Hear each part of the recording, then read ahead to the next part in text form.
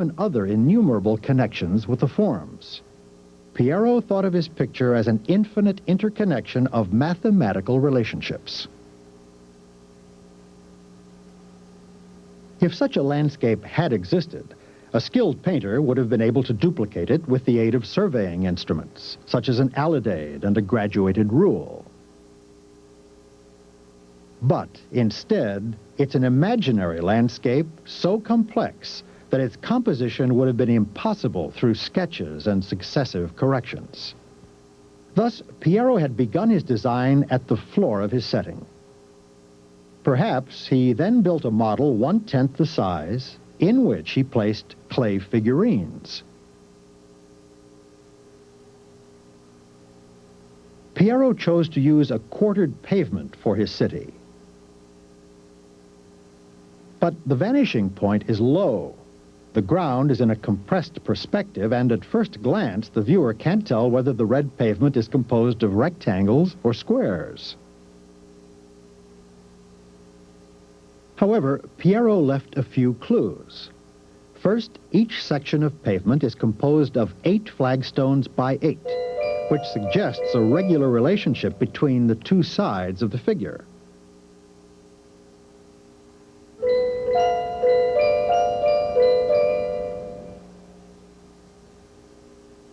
Then the man in blue brocade is standing on 3 flagstones at once. His left foot, parallel to the plane of the painting, is in a flagstone that is only slightly larger. Thus, the size of the flagstone is about 30 centimeters. His right foot straddles 2 flagstones. His forefoot shares a flagstone with half of the youth's foot.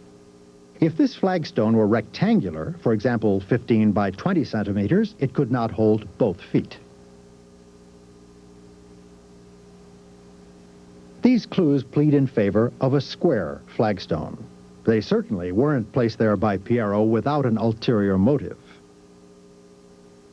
Like the braccio, the foot was one of the most current measures of the time. The Florentine foot was a little longer than 30 centimeters. Thus, in full view in the foreground, Piero made use of a metaphor to give the dimensions of his base pavement. From this dimension run all those of all the objects and people depicted. In his treatise on perspective, Piero explained how to represent any two-dimensional figure in space. By applying in reverse his method to the pavement, it's possible to find Piero's base design. The pavement is composed of large squares of 8 small red flagstones by 8, each further divided by white bands.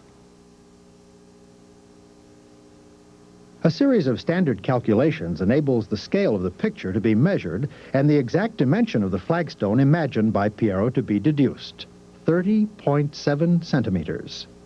Thus, each great red surface has a side measuring 2 meters, 45 centimeters. Piero obtained the width of the band of white marble by cutting back the diagonal of the square flagstone, say 42 centimeters.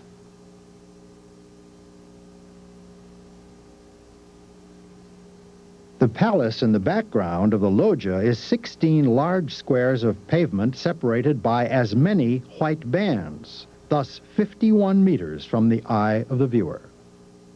Beyond the palace, there is no longer measurable pavement, only an area of brownish-green shadow. Therefore, it's not possible to calculate the distance from the wall. The surface is placed there to close off the background. It's adorned in the center with a polychromatic mosaic, a kind of optical illusion. Red, green, and white polygons create interlocking volumes seen in perspective. Piero seems to have painted this false effect in order to cast doubt on the determined space in this part of the painting, because he didn't provide any reference for either the pink house or the campanile. Their tops are clearly aligned on the lines of convergence. However, their bases are hidden by people. The effect might be that of a theatrical backdrop slightly over 2 meters high placed just behind the actors, as well as huge buildings pushed into the distance. In fact, the eye perceives various details, such as the roof's tiles or its carved support beams. It seems logical to locate the pink house more or less at the same distance as the marble palace.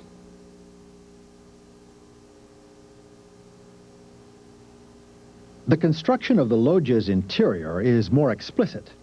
The columns are aligned on the bands of white marble, and at each regular surface, a square of red flagstones corresponds to the exterior of the loggia. Thus, the viewer sees 3 successive surfaces.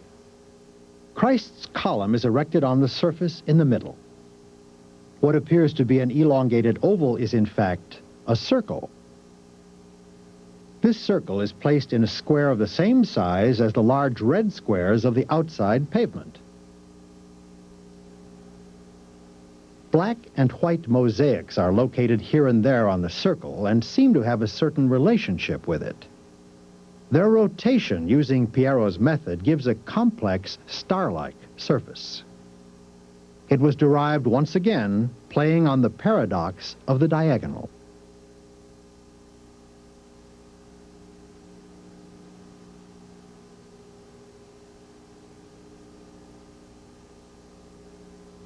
This picture that breaks down circle and square into a series of elementary polygons also illustrates one of the oldest problems in geometry, that of quartering a circle.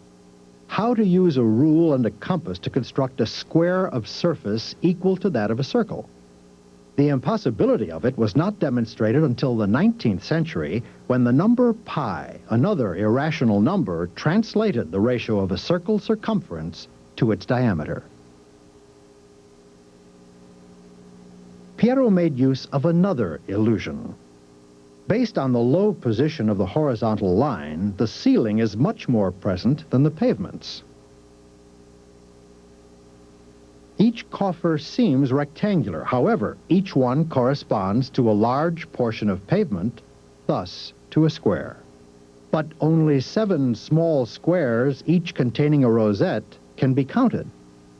Now, with his outside pavement, Piero had accustomed the viewer to a square of 8 elements by 8. Geometric reconstruction of the hidden part shows that there are indeed square coffers containing 7 rosettes by 7. Piero could not divide his ceiling into 8 because he had to take into account the moldings separating each rosette. Such mathematic games are found in every aspect of architecture. The composite capitals with 8 regular volutes designed on an octagon from a complex triangulation are a perfect and unique model in the history of Western architecture.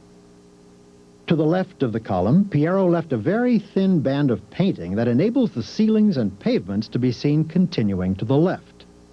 But, mischievously, he stopped his picture just before the edge of the red marble wall. Thus, the viewer doesn't know if the loggia continues to the left.